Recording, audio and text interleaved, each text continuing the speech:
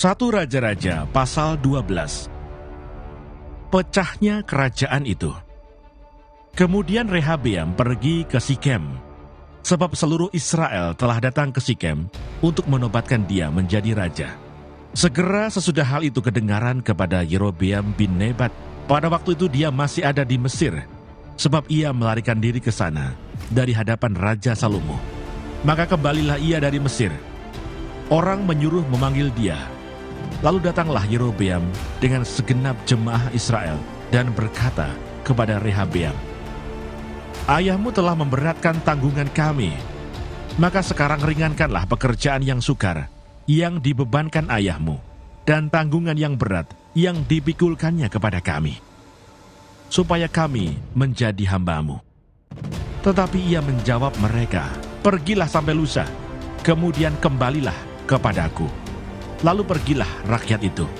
Sesudah itu Rehabeam meminta nasihat dari para tua-tua yang selama hidup Salomo mendampingi Salomo ayahnya. Katanya, "Apakah nasihatmu untuk menjawab rakyat itu?" Mereka berkata, "Jika hari ini engkau mau menjadi hamba rakyat, mau mengabdi kepada mereka, dan menjawab mereka dengan kata-kata yang baik, maka mereka menjadi hamba-hambamu sepanjang waktu." Tetapi ia mengabaikan nasihat yang diberikan para tua-tua itu.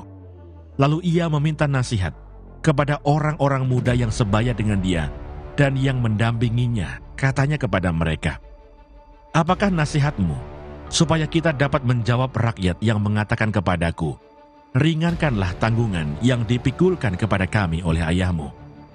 Lalu orang-orang muda yang sebaya dengan dia itu berkata, "Beginilah harus kau katakan kepada rakyat yang telah berkata kepadamu, 'Ayahmu telah memberatkan tanggungan kami, tetapi engkau ini berilah keringanan kepada kami.'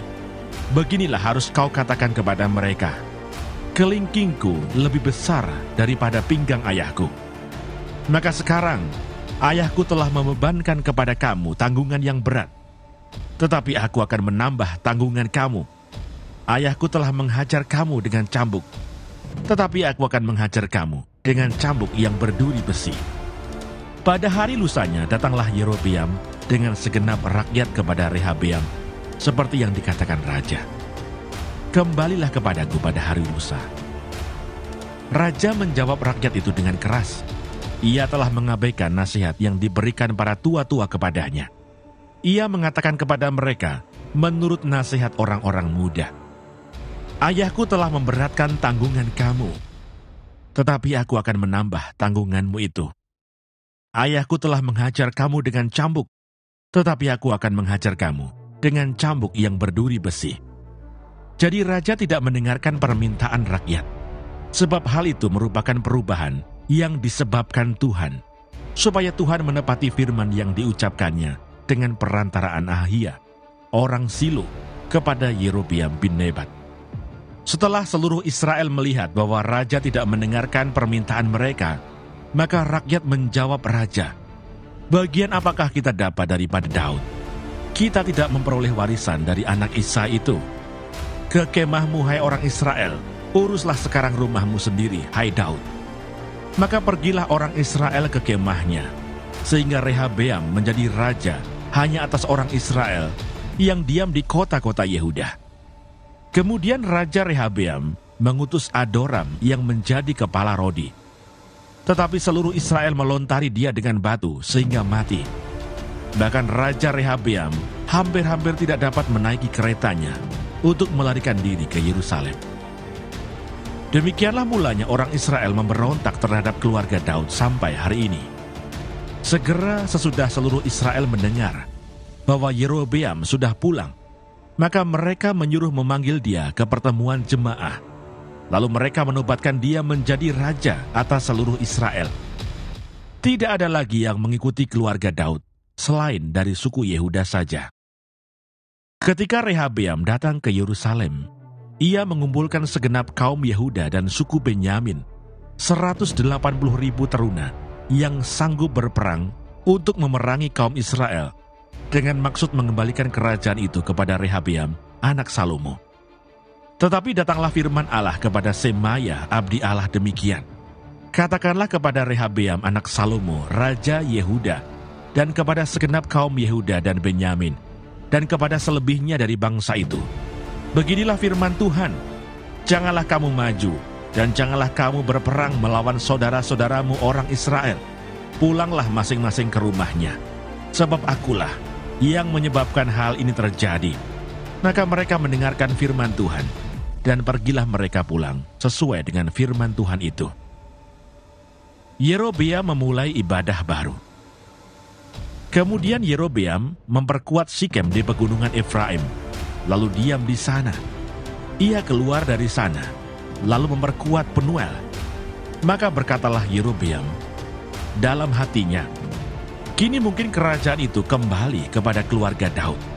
Jika bangsa itu pergi mempersembahkan korban sembelihan di rumah Tuhan di Yerusalem, maka tentulah hati bangsa ini akan berbalik kepada tuan mereka, yaitu Rehabeam, Raja Yehuda.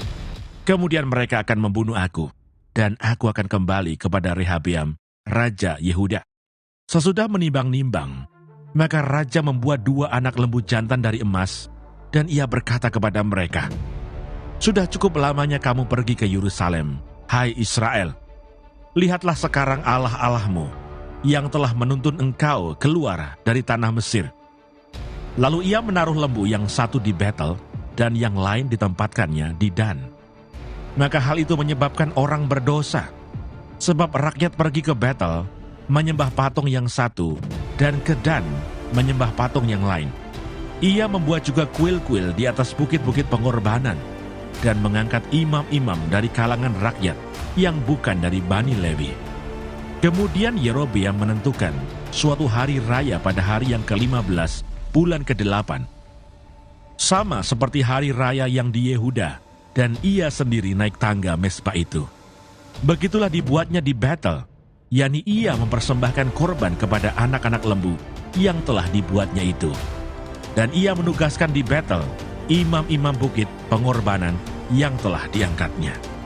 Ia naik tangga mezbah yang dibuatnya di Betel itu pada hari yang ke-15 dalam bulan yang ke-8, dalam bulan yang telah direncanakannya dalam hatinya sendiri. Ia menentukan suatu hari raya bagi orang Israel, dan ia naik tangga mezbah itu untuk membakar korban.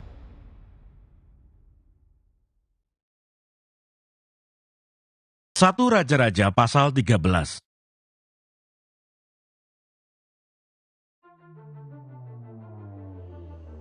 Abdi Allah dari Yehuda. Sedang Yerobeam berdiri di atas mezbah itu sambil membakar korban. Maka atas perintah Tuhan datanglah seorang abdi Allah dari Yehuda ke Betel. Lalu atas perintah Tuhan berserulah orang itu terhadap mezbah itu, katanya, hai mezbah, beginilah firman Tuhan, bahwasanya seorang anak akan lahir pada keluarga Daud, Yosia namanya. Ia akan menyembelih di atasmu imam-imam bukit pengorbanan yang membakar korban di atasmu. Juga tulang-tulang manusia akan dibakar di atasmu. Pada waktu itu juga, ia memberitahukan suatu tanda ajaib, katanya, inilah tanda ajaib, bahwa Tuhan telah berfirman, bahwasannya mezbah itu akan pecah, sehingga tercurah abu yang di atasnya.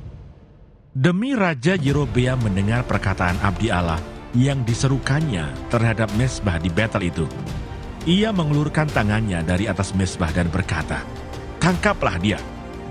Tetapi tangan yang diulurkannya terhadap orang itu menjadi kejang, sehingga tidak dapat ditariknya kembali.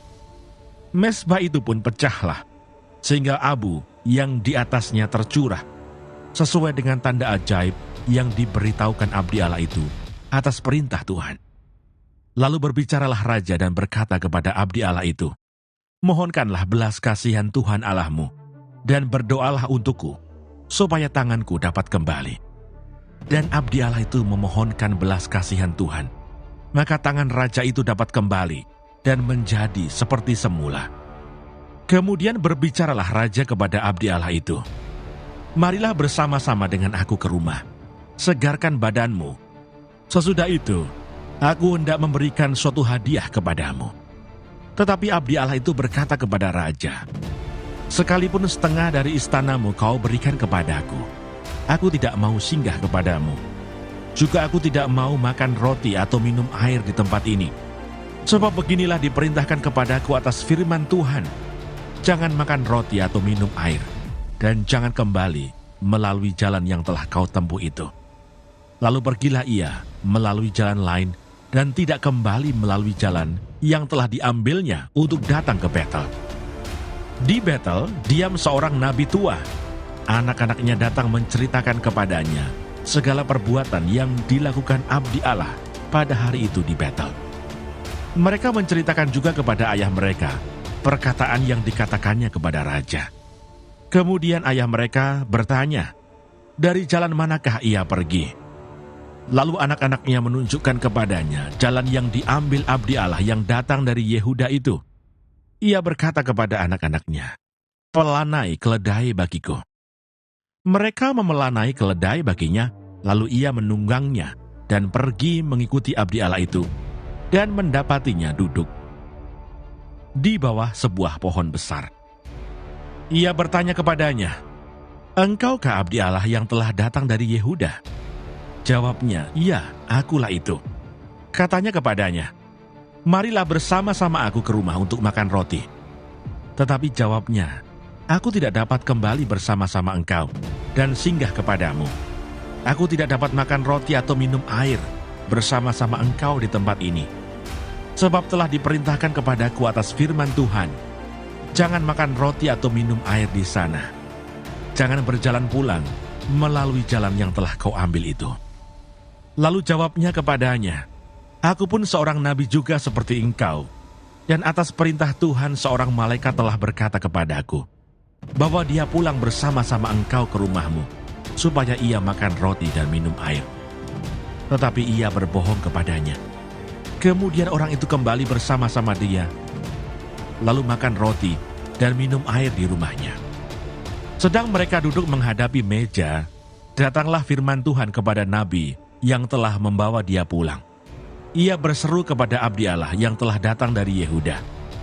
Beginilah firman Tuhan, karena engkau telah memberontak terhadap titah Tuhan, dan tidak berpegang pada segala perintah yang diperintahkan kepadamu oleh Tuhan Allahmu, tetapi kembali dan makan roti dan minum air di tempat ini, walaupun ia telah berfirman kepadamu, jangan makan roti atau minum air, maka mayatmu tidak akan masuk ke dalam kubur nenek moyangmu. Setelah orang itu makan roti dan minum air, dipelanailah keledai baginya. Orang itu pergi. Tetapi di tengah jalan ia diserang seekor singa dan mati diterkam. Mayatnya tercampak di jalan, dan keledai itu berdiri di sampingnya. Singa itu pun berdiri di samping mayat itu. Orang-orang yang lewat melihat mayat itu tercampak di jalan, dan singa berdiri di sampingnya. Dan mereka menceritakannya di kota tempat kediaman nabi tua itu. Ketika hal itu kedengaran kepada nabi yang telah membujuk dia berbalik kembali, ia berkata, dialah abdi Allah yang telah memberontak terhadap titah Tuhan. Tuhan menyerahkan dia kepada singa yang mencabik dan membunuhnya sesuai dengan firman Tuhan yang diucapkannya kepadanya. Lalu berbicaralah ia kepada anak-anaknya, pelanailah keledai bagiku. Dan mereka memelanainya. Kemudian ia pergi dan menemukan mayat orang itu tercampak di jalan, sedang keledai dan singa berdiri di sampingnya. Singa itu tidak memakan mayat itu dan tidak mencabik keledai itu. Nabi tua itu mengangkat mayat abdi Allah itu, menaruhnya ke atas keledai, dan membawanya kembali ke kotanya sendiri untuk diratapi dan dikuburkan. Mayat orang itu dikuburkannya di dalam kuburnya sendiri, maka diratapilah dia. Wahai saudaraku, setelah ia menguburkannya, ia berkata kepada anak-anaknya, kalau aku mati, kuburkanlah aku dalam kubur ini bersama dengan abdi Allah itu, dan taruhlah tulang-tulangku di sisi tulang-tulangnya. Sebab perkataan yang atas, perintah Tuhan, telah diserukannya terhadap mezbah yang di Betel itu, dan terhadap segala kuil di bukit-bukit pengorbanan yang di kota-kota Samaria akan betul-betul terjadi.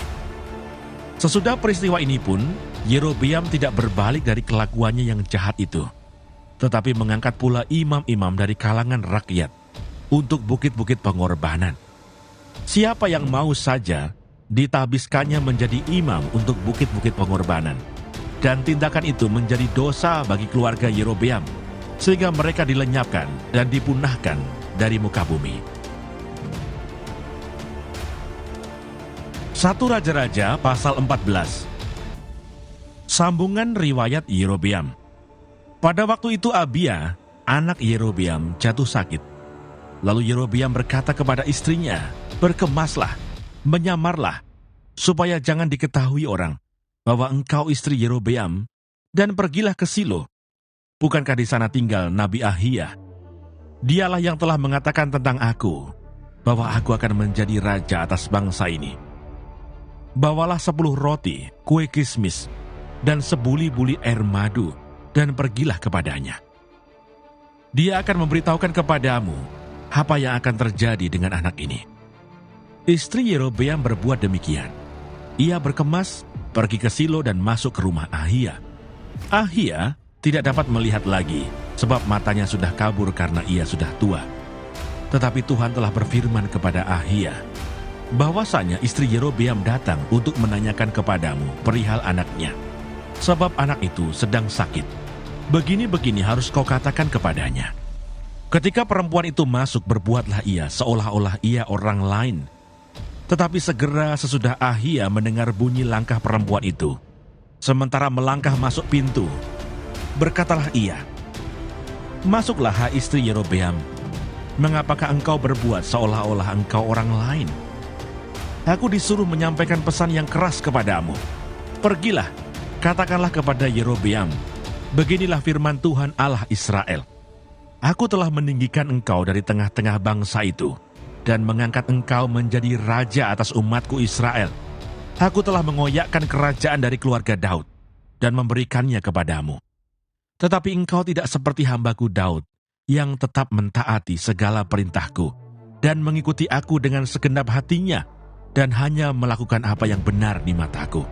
Sebab engkau telah melakukan perbuatan jahat, lebih dari semua orang yang mendahului engkau, dan telah membuat bagimu Allah lain, dan patung-patung tuangan, sehingga engkau menimbulkan sakit hatiku.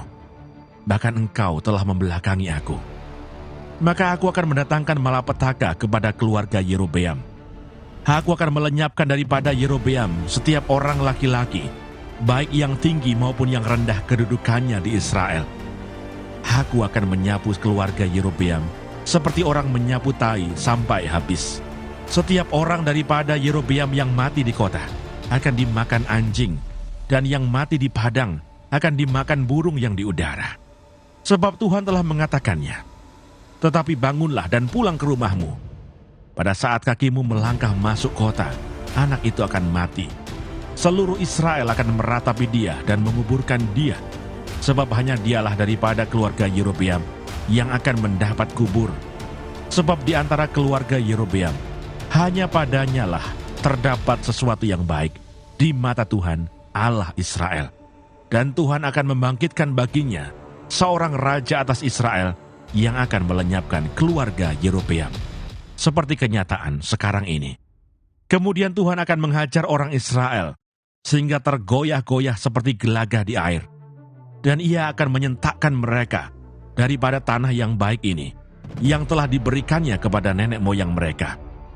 Ia akan menyerahkan mereka ke seberang sungai Efrat sana, oleh karena mereka telah membuat tiang-tiang berhala mereka, dan dengan demikian menyakiti hati Tuhan.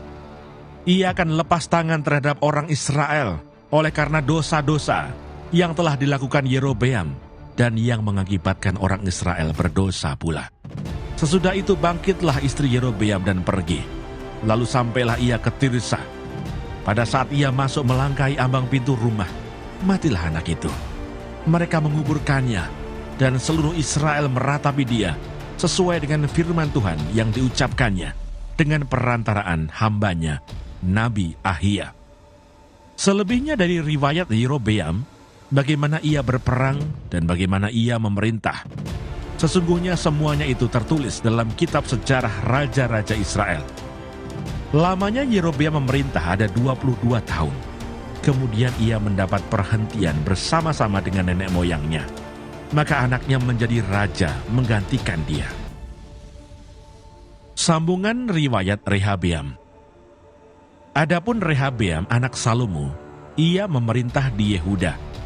Rehabeam berumur 41 tahun pada waktu ia menjadi raja, dan 17 tahun lamanya ia memerintah di Yerusalem, kota yang dipilih Tuhan dari antara segala suku Israel untuk membuat namanya tinggal di sana. Nama ibunya ialah Naamah, seorang perempuan Amon. Tetapi orang Yehuda melakukan apa yang jahat di mata Tuhan, dan mereka menimbulkan cemburunya dengan dosa yang diperbuat mereka, lebih daripada segala yang dilakukan nenek moyang mereka. Sebab mereka pun juga mendirikan tempat-tempat pengorbanan, dan tugu-tugu berhala, dan tiang-tiang berhala, di atas setiap bukit yang tinggi, dan di bawah setiap pohon yang rimbun. Bahkan ada pelacuran bakti di negeri itu. Mereka berlaku sesuai dengan segala perbuatan keji bangsa-bangsa yang telah dihalau Tuhan dari orang Israel. Tetapi pada tahun kelima zaman Raja Rehabeam, majulah Sisak, Raja Mesir, menyerang Yerusalem.